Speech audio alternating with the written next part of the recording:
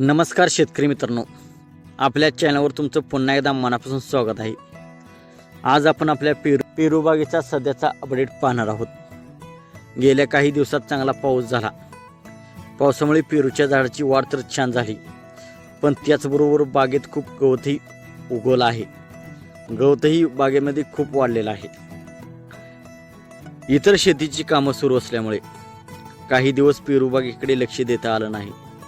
तुरीची पेरणी, मक्याची पेरणी, इतर शेतीची कामे चालू असल्यामुळे पेरूकडे लक्ष देता आलेले नाही।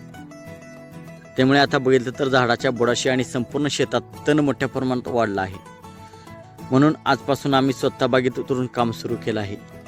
सर्वप्रथम प्रत्येक झाडाच्या बुडातील गवत हाताने काढणार आहोत। बुड स्वच्छ झाल्यानंतर 2 ओळीच्या मध्ये रोटर मारणार आहोत, जेणेकरून उरलेले गवतही नियंत्रणात येईल आणि बाग स्वच्छ दिसेल।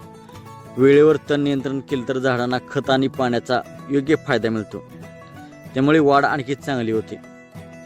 आता पुढील काही दिवसात ही संपूर्ण बाग स्वच्छ करून पुढील खत व्यवस्थापन आणि निगा सुरू करणार आहोत। तुम्ही पेरू बागेतील गवत नियंत्रण कसं करता? स्वतःच्या सहाय्याने काढता की त्यावर कोणते औषध फवारता की रोटरने तणनाशक मारता? तुमचा अनुभव कमेंटमध्ये नक्कीच सांगा। व्हिडिओ आवडल्यास तर लाईक करा, शेअर करा आणि शेतीविषयी अशाच अपडेटसाठी आपल्या चॅनलला सबस्क्राईब करायला विसरू नका। धन्यवाद।